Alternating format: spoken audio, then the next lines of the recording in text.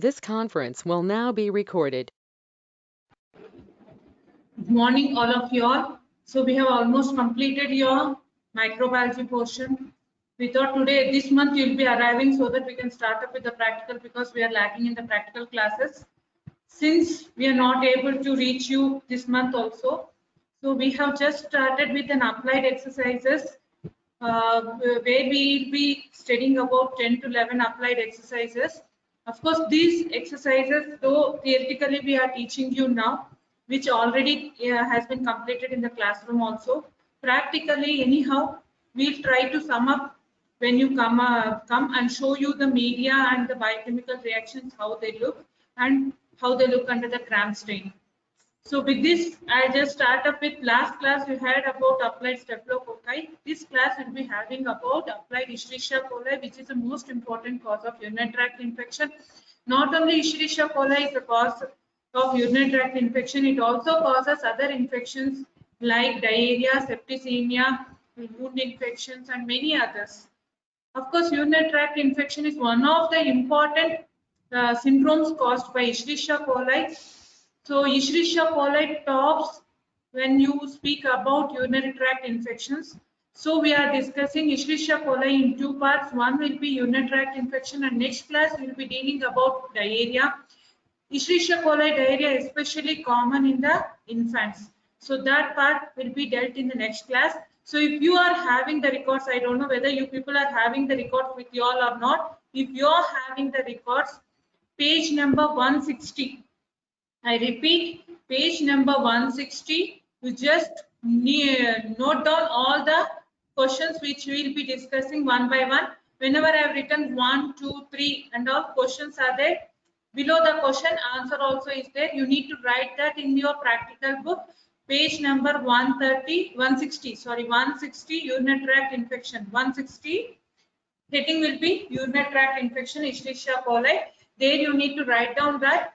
Of course, diagrams, when you come back, when we are showing the practical media, biochemical reactions, then we will be drawing the diagrams.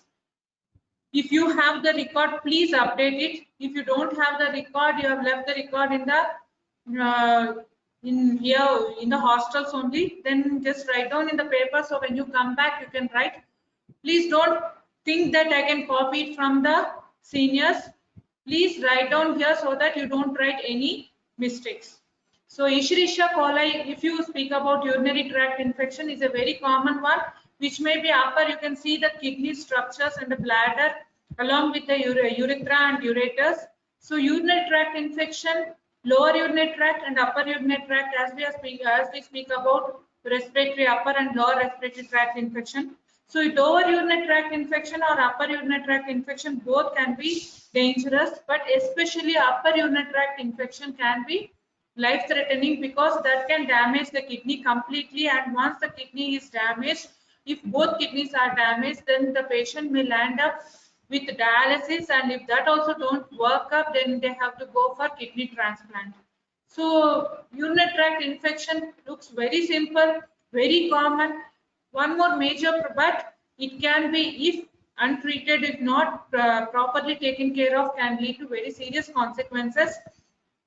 So this urinary tract infection, one more important point which we need to remember is in some of the individuals or some of the high risk group where the dangers can be high, risk factors are high, especially in pregnant ladies where the infection of the upper respiratory, upper urinary tract, that is pyelonephritis, can be very life threatening, not only to the mother, also to the baby.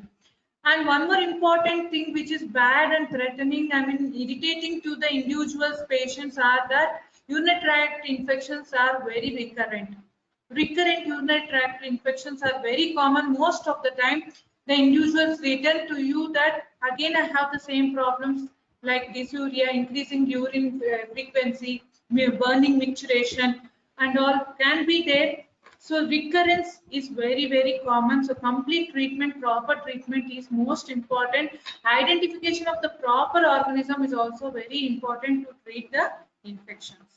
So with this background, I just move on.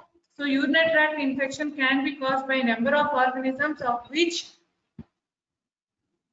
Escherichia coli is one.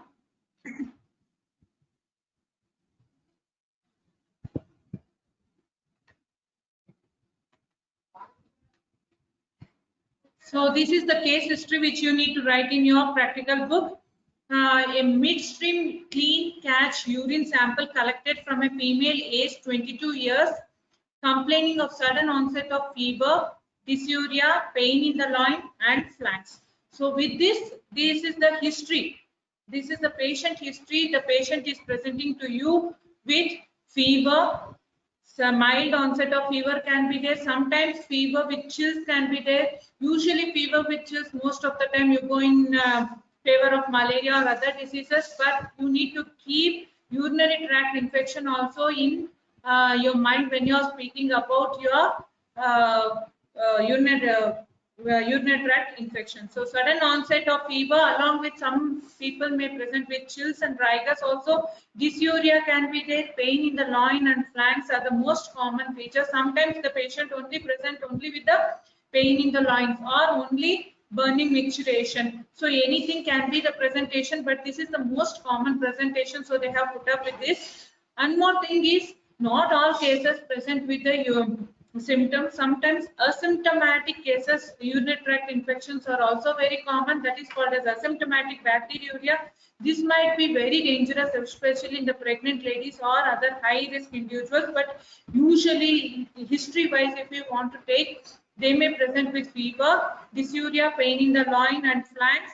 So in such cases, along with other differential diagnosis, keep urinary tract infection also is one differential diagnosis, and you may ask for urinary examination so that you can confirm your diagnosis. For that, you may usually prefer early morning samples, because already urine is a contaminated sample, because your genitalia surrounding it is already contaminated. So you need to give a proper instruction how to collect the urine also.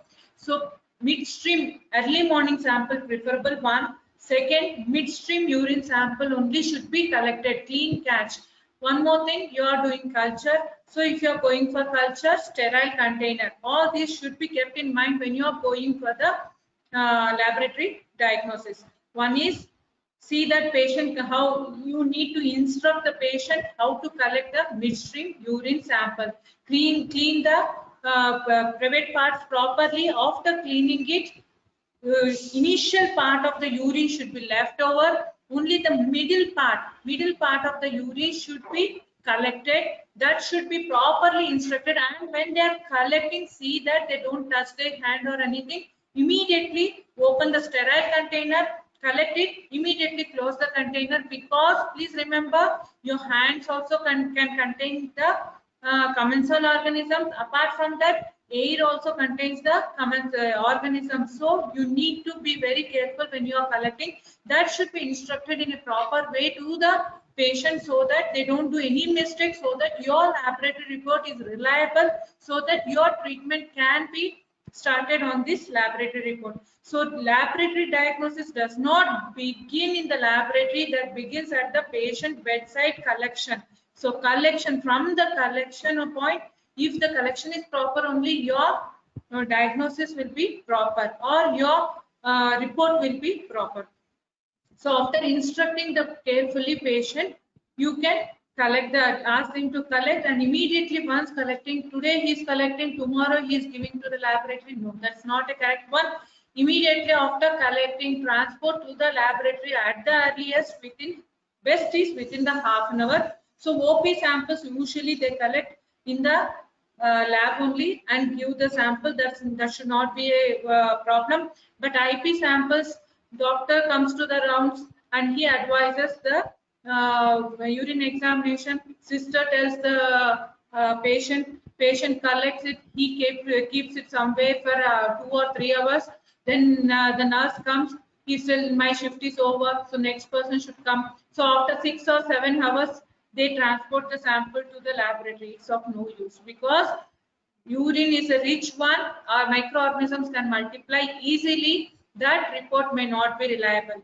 Okay, you have problem in transporting the sample or anything, immediately keep under the refrigerator. 2 to 8 degrees temperature is enough immediately you need to refrigerate the sample so that there is no problem. In the laboratory also, many a times night we won't process the sample, but not to worry, immediately once it is given to the laboratory, it is transported to the refrigerator so that your report is reliable. Please write down this. This is the case history. So urine sample collected and sent for culture and sensitivity. Write your observation and give your report. So you have applied exercises.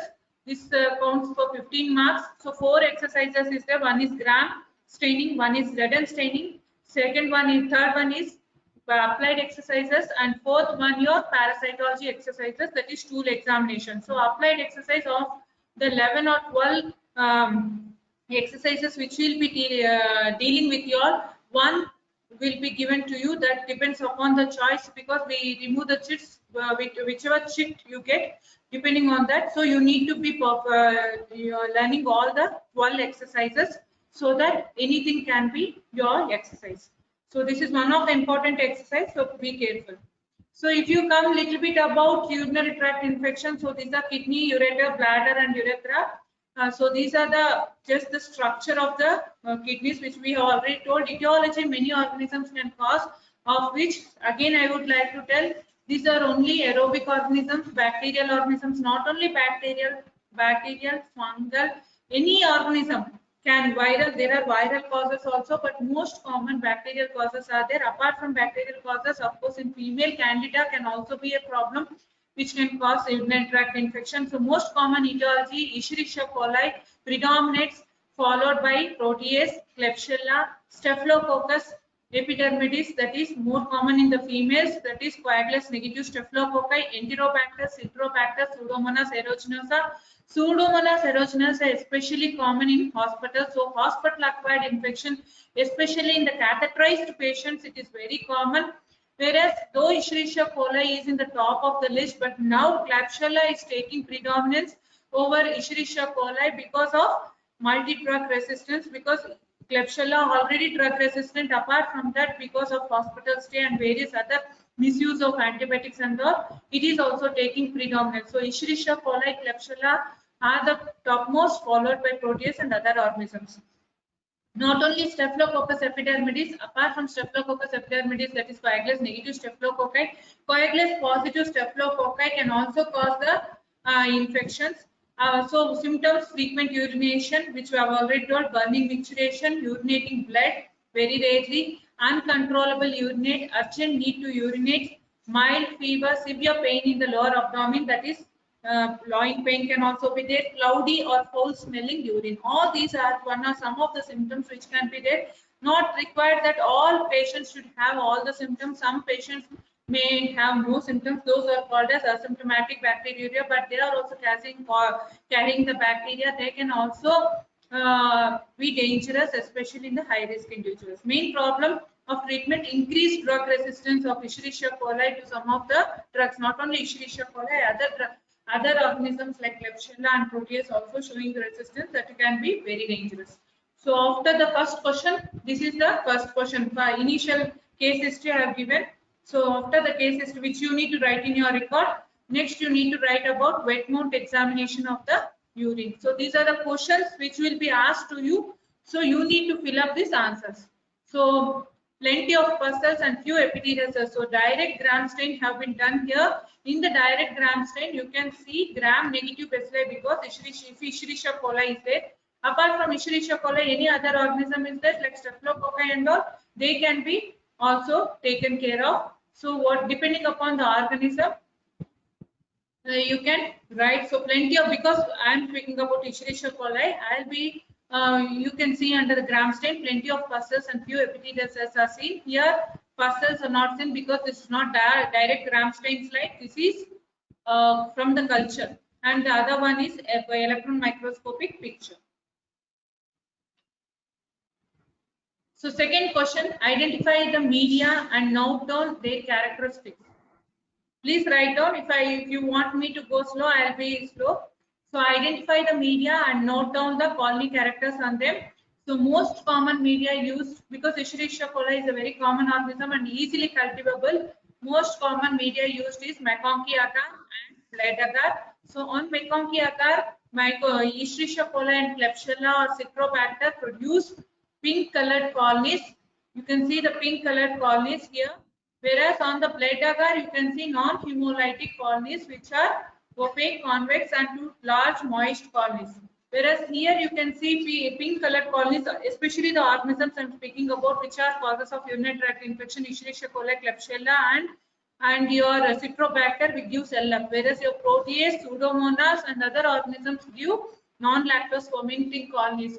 So those are colorless colonies. So if you take this pink colored colonies also, main two organisms are Escherichia coli and Klebsiella.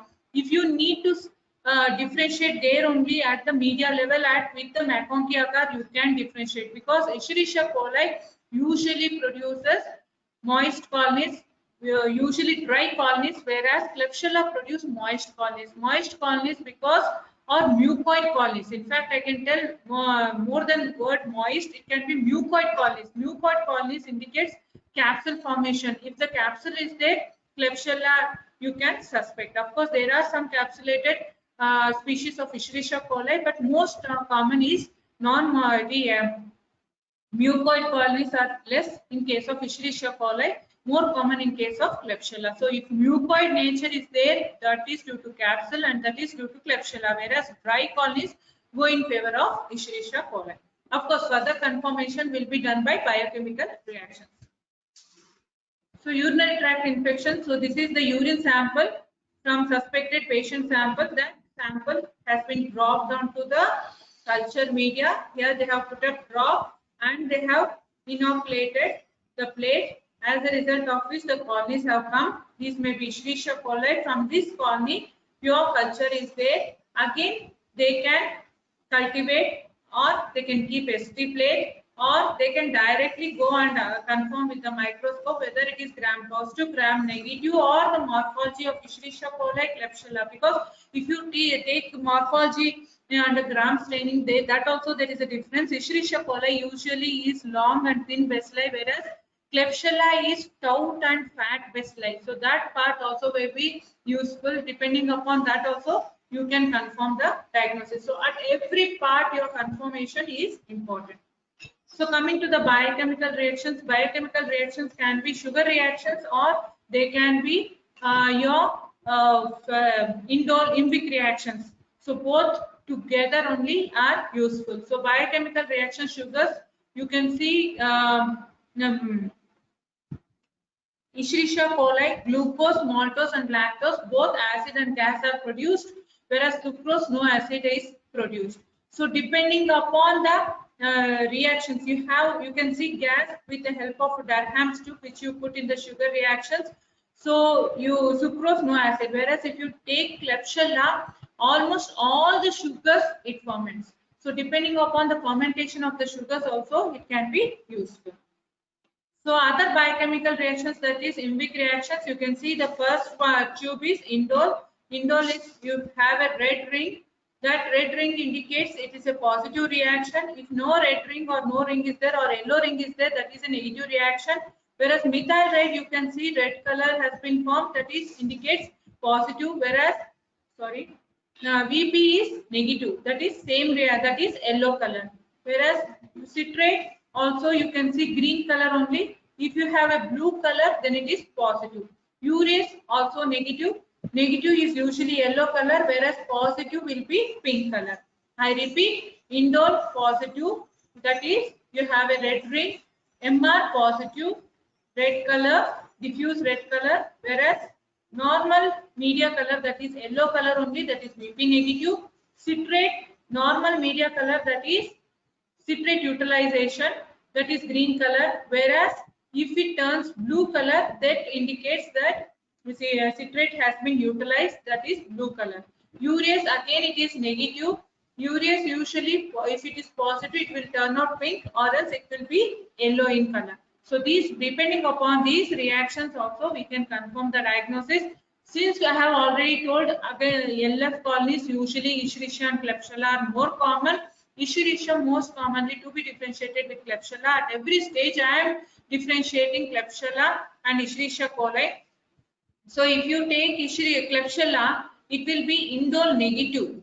I repeat, indole negative, whereas MR negative, VP positive.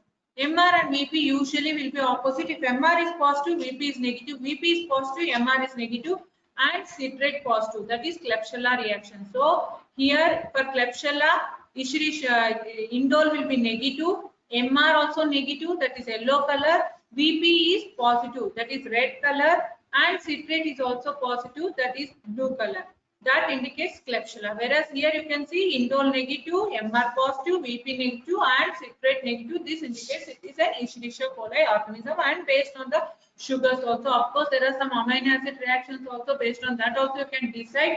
But since at your level amino acid reactions are not important, it's an PG level, so I'm not discussing about that. So ultimately, my aim as a laboratory person or the clinician is for the well-being of the patient, so that patient recovers completely and goes away, so that he doesn't have recurrent infection. Complete treatment is possible. There is no resistant strains which are circulating. I don't, so I follow the antimicrobial stewardship program, so that there is complete justice done. So ultimately, your culture sensitivity will be done using antibiogram. So the plate which we use is MHA agar. Please remember, antibiotic sensitivity testing is done on MHA agar, that is Muller-Hinton agar. MHA agar, that is Muller-Hinton agar. You can see, depending upon the plate size, antibiotics disc will be placed. This antibiotic disc is each disc is representative of one drug. That drugs can be kept here. Even in our laboratory we are doing. You can see here, this is the drug.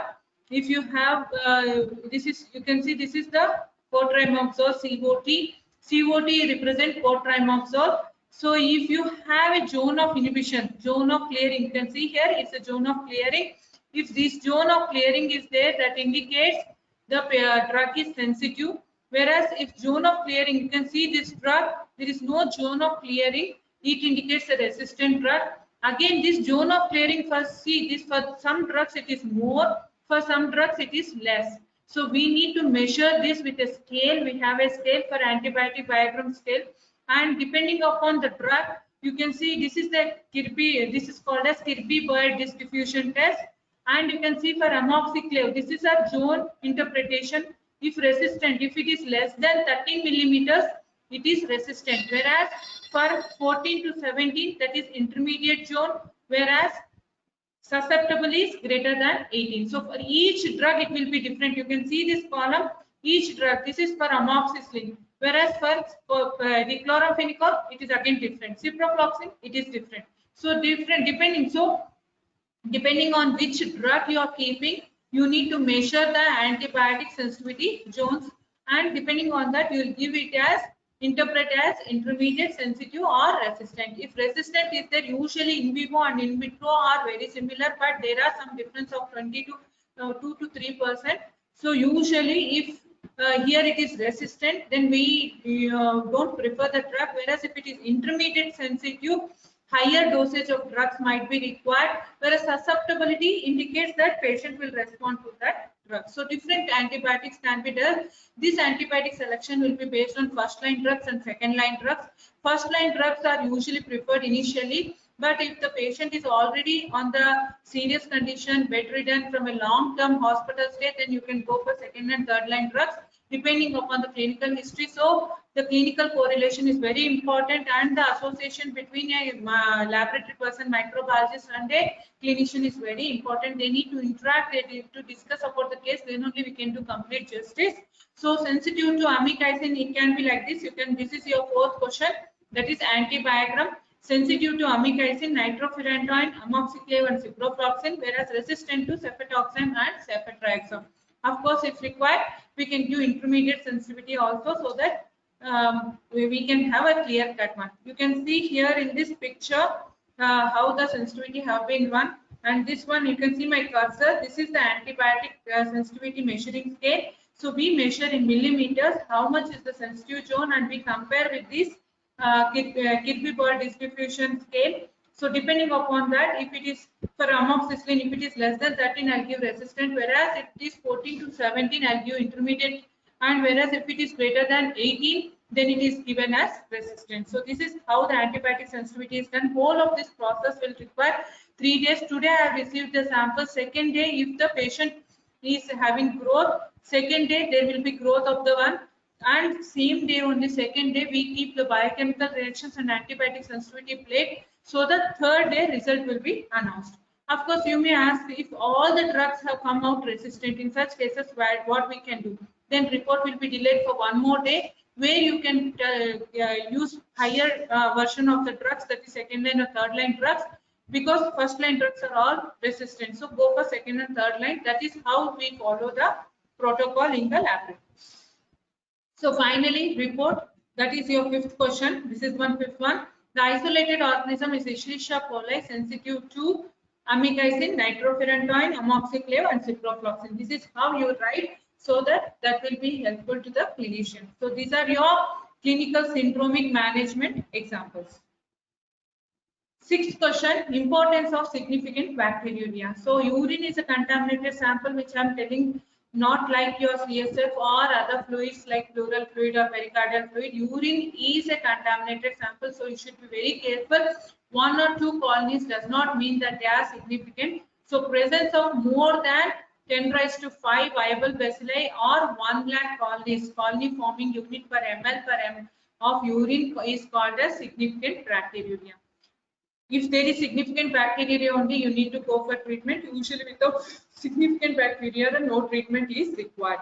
Its importance is mainly in the pregnant females, where even lower amount of organisms also should be taken care of, especially for them 10⁴ can be taken. Viable bacilli, if their colony forming units per ml is there also, you can take them as positive, because that is very important, because very already the mother will be in the immunocompromised state. Even small amount of infection can reach the upper kidneys, and that can be pyelonephritis, pus formation in the kidneys, that can be damaging to the mother and also to the baby. So we should be very careful that the urinary tract infected organisms do not reach the upper part of the upper urinary tract, that is kidneys and or in them. Apart from that, even cystoscopy, uroscopy, in such cases, patients also you can take less amount. It's a sample collected in that manner. Then because they are usually sterile, one directly from the bladder they collect the sample. So 10⁴ sample can for viable bacilli, if their colony forming unit per ml is there also, you can take it as significant. Presence of significant bacteria in first trimester leads to pyelonephritis in further period. Please write down all this. So this is all very how you write in your applied exercise. Finally, you need to draw the diagram. So this is how you completed your applied. Already we completed 2. This month, whole of this month, you will be having your applied exercises. So that we'll complete this. When you come back, we'll show you practically the media and biochemical reactions. Grossly, we'll just move on faster because we have already explained you in detail. Thank you.